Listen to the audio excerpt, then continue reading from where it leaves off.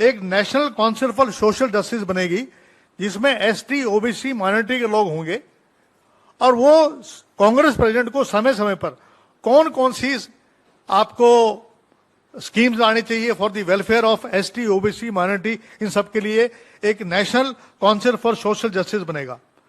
दूसरा जो है, आप देखेंगे कि ओबीसी का कोई डिपार्टमेंट नहीं है।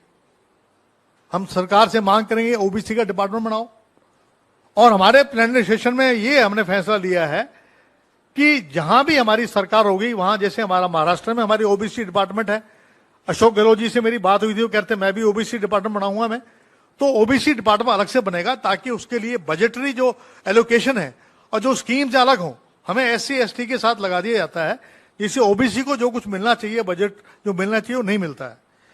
और प्राइवेट सेक्टर में भी हम एससी एसटी ओबीसी को भी हम स्थान देंगे, जिसके बारे में हमारे प्लेनरी सेशन में ये बात लिया गया।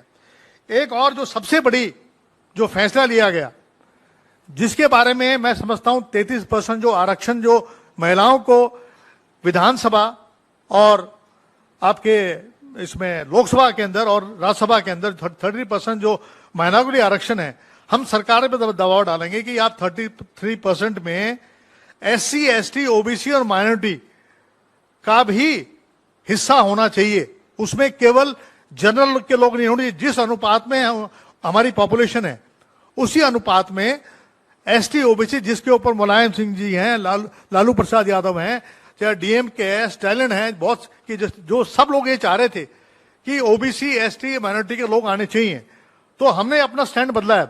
हम चाह रहे हैं कि अब उसके अंदर जो है इनकी भी भागीदारी हो। इसके अलावा मैं बताना चाहूंगा कि जो हमारा क्रीमी लेयर है, इसके बारे में हम चाहेंगे कि इसकी लिमिट कम से कम 12 लाख की जाए, ताकि जो है लोग इसमें जो ओबीसी की जो क्रीमी लेयर है, जो जॉब्स और इसमें रिजर्वेशन के लिए अन्य बातों में, और एक हमने जो प्राइवेट हायर एजुकेशन है उसके बारे में हम जो 93rd कॉन्स्टिट्यूशनल अमेंडमेंट जो पास हुआ था बाय यूपीए गवर्नमेंट, और बाद में उसके ऊपर स्टे दे दिया था। देखिए, स्टे देने के बाद हम चाहेंगे उसके ऊपर एक अमेंडमेंट आए दोबारा से, और ये सरकार अमेंडमेंट लेके आए, ताकि हायर एजुकेशन में जो हमारा आरक्षण खत्म कर दिया गया है उनको आरक्षण मिले। देखिए, सबसे बड़ी बात यह है, ईडब्ल्यूएस इंदिरा सानी केस में 9 कॉन्स्टिट्यूशनल बेंच थी, जिसने ये आदेश दिया था कि 50% की लिमिट को आप क्रॉस नहीं करेंगे। 50% में आपका आरक्षण रहेगा एसटी, ओबीसी, माइनॉरिटी और इनका। लेकिन ईडब्ल्यूएस जब लागू किया, वो 5 बेंच ने किया, उसको ओवर रूल करके और 10% आरक्षण दे दिया, तो 60% हो गया। झारखंड में और छत्तीसगढ़ के अंदर ये कहते हैं हम ओबीसी के हितैषी हैं, और हम लोग ओबीसी को गाली देते हैं। तो अब ये बताइए कि जो गवर्नर है उसने किसके आदेशों के ऊपर, जो झारखंड ने और छत्तीसगढ़ ने 27% आरक्षण वहां जो ओबीसी के लिए किया है, उसको 6 महीने से क्यों लिए बैठे हैं अपने पास?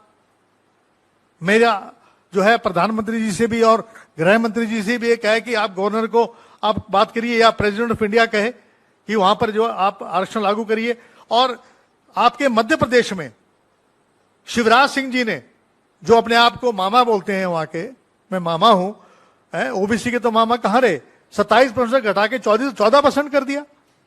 भैया, जब 10% जब आपने एक लिमिट ही क्रॉस कर दी आपने, अब कोई लिमिट थोड़ी ना है। अब तो जब आपने एक सुप्रीम कोर्ट की बेंच ने एक डिसीजन दे दिया, 60% हो गया।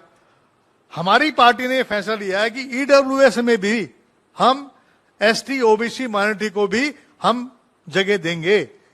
ये हमारी पार्टी का ये सैद्धांतिक रूप में ये बात को माना है।